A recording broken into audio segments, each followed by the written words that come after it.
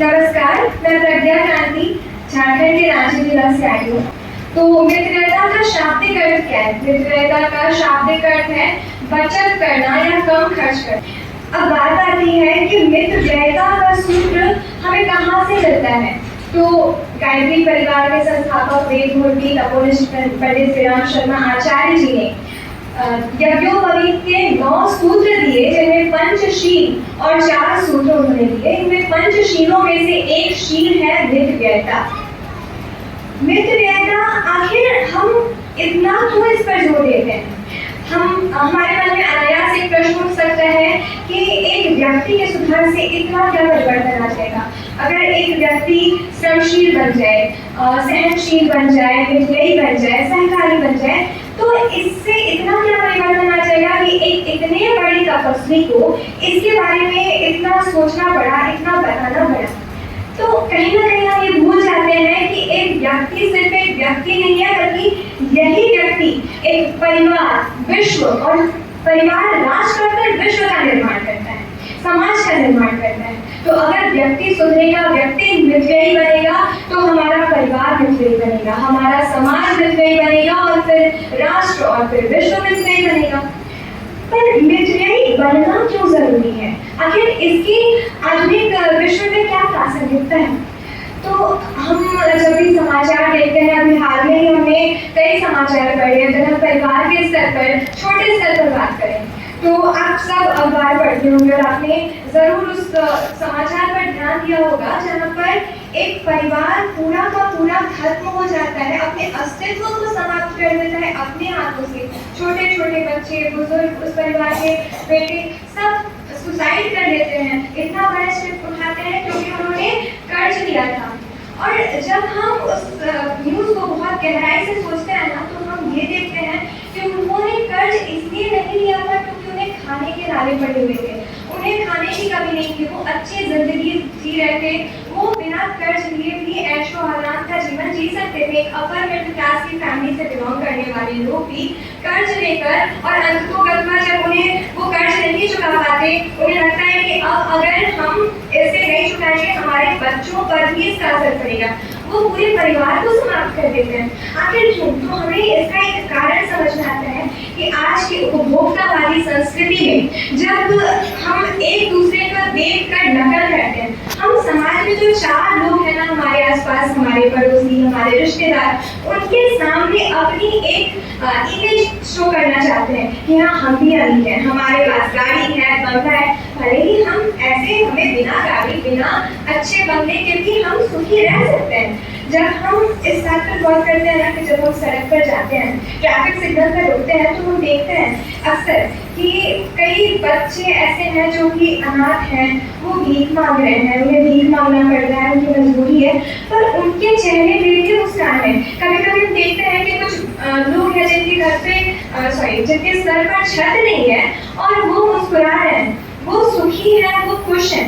पर क्या जरूरत है हमें बड़े बंगले की, बड़ी गाड़ियों की? तब हमें ये समझ में आता है ना कि जब कर्ज करने वो इंसान डूब गया होगा, जब वो उससे निकलना चाह रहा होगा, तो वो अपने परिवार को समाप्त करने से पहले चाहा होगा कि मैं उन जो 4 लोगों, जिन हमारे जो पड़ोसी थे, हमारे जो भाई थे, जो रिश्तेदार थे, उनके सामने, जिनके सामने हम अपनी वो छवि प्रस्तुत करना चाहते हैं कि हाँ हम बहुत अमीर हैं, हम भी बहुत अच्छी गाड़ी खरीद सकते हैं, बंगले खरीद सकते हैं, उनके सामने वो जब उनके सामने हाथ फैलाने गए होंगे, जब उनसे मदद मांगने गए होंगे ना, तब किसी ने मदद के लिए हाथ नहीं आगे बढ़ाया, सब पीछे हट गए। उस समय ये समझ में आता है कि ये 4 लोग जिनके सामने हम अपनी एक छवि प्रस्तुत करने के लिए कर्ज में डूब गए, आज हम मौत की कगार पर खड़े हैं, हम अपना जीवन खुद से समाप्त करने जा रहे हैं। वो 4 लोग तो हमें सहायता किए ही नहीं, तो क्यों उनके सामने अपनी एक छवि प्रस्तुत करने के लिए हम अपने जीवन को इतने संकट में डालें? ये समझ में आता है। और यहाँ पर काम करता है मितव्ययता। अगर हम मितव्ययी हो तो हमें कर्ज लेने की आवश्यकता ही नहीं पड़ेगी, हम कम खर्च करके सुखी जीवन जी सकते हैं, सादा जीवन अपना कर भी खुश रह सकते हैं। बचत करके भी खुश रह सकते हैं, कई परिवार हैं। और जब हम बात करते हैं राष्ट्र के स्तर पर, तो हाल ही में आप सबने देखा होगा कि पहलगाम में टेरर अटैक हुआ, आतंकी हमला हुआ। इसने हर भारतीय को अंदर से झकझोर दिया। पर इसके परिणाम स्वरूप जब इसके जवाबी प्रतिक्रिया में जब भारत की ओर से ऑपरेशन सिंदूर किया गया, तो हमारा सीना गर्व से चौड़ा हो गया। पर क्या ये ऑपरेशन सिंदूर पॉसिबल था? ये हम कर सकते थे अगर हमारा देश कर्ज में डूबा रहता, अगर हमारे देश ने बचत नहीं की होती और हमारा देश एक दूसरे देशों पर मजबूर होता उनके आगे हाथ बसाने के लिए, क्या हम तब ऑपरेशन सिंदूर को अंजाम दे सकते थे? हमें देश की सुरक्षा के लिए, देश की सुरक्षा और खुशहाली के लिए भी पैसे की जरूरत है। वो जो एक कहावत है ना कि पैसा सब कुछ नहीं होता, पर ये जरूर है कि अगर सही विचार के साथ अपने विचारों का इस्तेमाल करके अगर हम पैसा का उपयोग करें ना, तो पैसा आज के ज़माने में बहुत कुछ है। हमारे लिए पैसा जरूरी है। हम सहनशील हैं, हम सभी भारतीय सहनशील हैं, सहिष्णु हैं, पर जब बात हमारी माँ की आती है ना, तो हम सब अपने प्राणों की आहुति तक दे देते हैं। और भारत सिर्फ एक देश नहीं है, भारत हमारे लिए माँ है। भारत माँ है, और जब हमारी मातृभूमि पर कोई दुश्मन आघात करेगा ना, तो हम उसके घर में घुसकर भी उसे मारने की हिम्मत रखते हैं। और इस हिम्मत के लिए पैसा कहीं ना कहीं बहुत बड़ा हाथ इसमें पैसे का है, क्योंकि हमारे पास पैसा है, हम किसी और देश पर उतना डिपेंड नहीं करते, इसलिए हम अपने निर्णय खुद से ले पाते हैं। अगर हम दूसरे देशों पर, दूसरे राष्ट्र पर हम निर्भर रहें, तो कहीं ना कहीं हमारे निर्णय पर उन राष्ट्रों का दबाव रहेगा। हम खुद से डिसीजन नहीं ले पाएंगे, हमारे पास हथियार नहीं होगी, हमारे पास शत्रु राष्ट्र से लड़ने के लिए मिसाइलें नहीं होगी, तो हमारा अस्तित्व ही खत्म हो जाएगा। परिवार क्या, समाज क्या, पूरा राष्ट्र खत्म हो सकता है अगर हमारे पास पैसा ना हो। तो एक परिवार के लिए, एक समाज के लिए, एक राष्ट्र के लिए और फिर एक विश्व की खुशहाली प्रगति के लिए पैसा बहुत जरूरी है। अब हमारे दिमाग में ये प्रश्न आ सकता है अनायास ही कि ये कहना तो बहुत आसान है ना, नियम देना बहुत आसान है, कोई भी नियम दे देगा कि हाँ कम खर्च करो, अपव्यय करो, पर इतना मतलब क्या ये हम प्रैक्टिकल है कि हम इसे उतार सकते हैं अपने जीवन में? पर यही चीज है, जो यही खासियत है कि उन्होंने जो भी सूत्र दिए, जो भी नियम बताए, वो अपने बच्चों को, जो उनके बच्चे हैं, उनको बताने से पहले उन्होंने खुद के जीवन में उसको धारण किया। उनकी जीवनी में हमें विविधता फूट फूट कर समाई हुई दिखने को मिलती है। उनकी जीवनी विविधता का उत्कृष्टतम उदाहरण प्रस्तुत करती है। जहाँ वो एक जमींदार फैमिली से बिलोंग करते थे, अपना जीवन ऐशो आराम में गुजार सकते थे, वहीं उन्होंने तपस्वी का जीवन चुना। उन्होंने सादा जीवन चुना। शांति कुंज जैसे बड़े आश्रम में, युग तीर्थ में वो एक आराम से रह सकते थे। आज कहना तो नहीं चाहिए, पर कई ऐसे हम बाबा गुरु ऐसे देखते हैं जो कि बहुत ही ऐशो आराम में एसी लगाकर प्रवचन कर रहे हैं, सत्संग कर रहे हैं, पर उन्होंने सादा जीवन चुना। वो जौ की रोटी खाकर रहना चुना उन्होंने।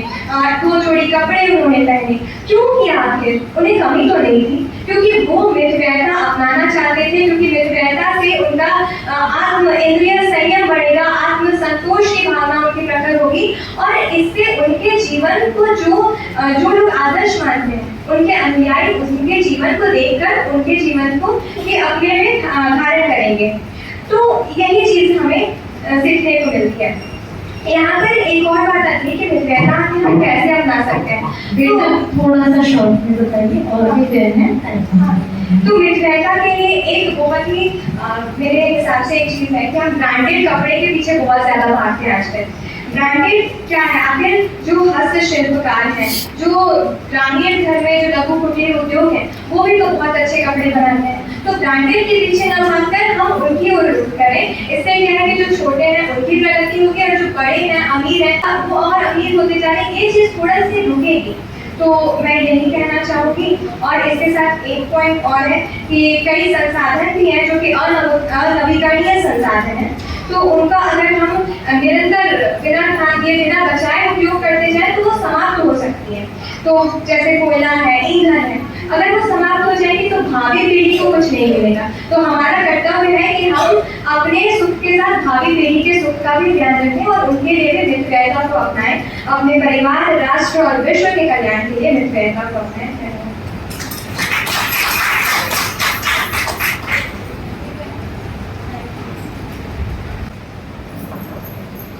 प्रणाम, मेरा नाम प्रीति है, मैं उड़ीसा से हूँ। ये आज के ज़माने का वो दिखावा है जिसको दिखा के इंसान खुद के ऊपर बहुत प्राउड फील करता है। जैसे कि हमारे घर में अलमारी कपड़ों से भरी हुई लदाखत होती है, पर फिर भी हमें और कपड़े चाहिए, महंगे से महंगे कपड़े चाहिए। क्यों? क्योंकि दूसरों को दिखाना है ना भाई कि हम देखो कितने ज्यादा अमीर हैं, तो वहां पे हम ना जाने कितने फालतू पैसे खर्च कर देते हैं, जबकि किसी के पास पहनने के लिए कपड़े नहीं होते। हमारे पास कपड़े हैं पर फिर भी हमें ज्यादा चाहिए, मनी वेस्ट करना है। अब अगर बात करें फोन की, अगर हमें फोन खरीदना हो तो हम क्या प्रेफर करते हैं? आईफोन। क्यों? अगर हम आईफोन खरीदेंगे तभी तो दूसरों की आइस हमारे ऊपर टिकेगी, है ना? वरना कोई कैसे बोलेगा कि भाई साहब देखो उसके पास आईफोन है, आहा। तो ना जाने उसमें हम कितने पैसे खर्च करते हैं। वो लाखों का एक आईफोन मान लो गलती से कहीं पे गिर गया, कहीं पे गुम हो गया, तो सोचो आपके लाखों रुपए वहीं पे स्वाहा। जैसे हम आहुति डालते हैं ना, बिल्कुल वैसा ही एग्जैक्टली होगा। आईफोन आया स्वाहा, लाखा रुपये स्वाहा, खत्म सारे के सारे पैसे वहीं पे। अब बात आती है अपना मुंह। अगर हम कहीं कभी अपना फेस हम जब अपना फेस आईने देखते हैं तो हम ये कंफर्म होते हैं कि भाई साहब हम तो चुचुंदर की तरह दिखाई दे रहे हैं। क्यों? सही ना, हम ऐसे दिखाई देते हैं। तभी तो जब भी सबसे पहले अपना चेहरा देखते हैं तो ये दिमाग में घुसता है कि भाई साहब हमें पार्लर जाना है, फेशियल कराना है, तो वहां पे कितने पैसे खर्च हुए आप सबको बहुत अच्छे से पता होगा।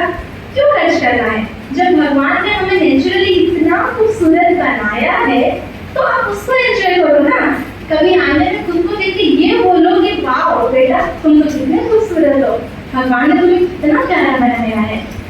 तो फ्रेंड्स, कहने का मतलब बस ये है, पैसा खर्च करिए, जरूर करिए, ज्यादा से ज्यादा करिए, पर वहां पे करिए जहाँ पे आपके पैसे की वैल्यू हो, उसका मूल्य हो, उसकी सार्थकता वहां पे हो। जैसे कि कोई भूखा है, उसको खाने की जरूरत है, उसका पेट भरो, उसको खाना खिलाओ। कोई इंसान ऐसा है जिसको पढ़ना है पर उसके पास पैसा नहीं है, आप उसकी पढ़ाई कंप्लीट करो। कोई इंसान ऐसा है जिसको जरूरत है दवाई की, ट्रीटमेंट की, पर वो फैमिली नहीं कर सकती है, आप उसकी मदद करो। तो पैसे वहां पे खर्च करो जहाँ पे करने चाहिए, तभी जाके हम बोलेंगे कि हम बदलेंगे, युग बदलेगा, हम सुधरेंगे, युग सुधरेगा। तो शुरुआत सबसे पहले खुद से ही होती है। प्रणाम।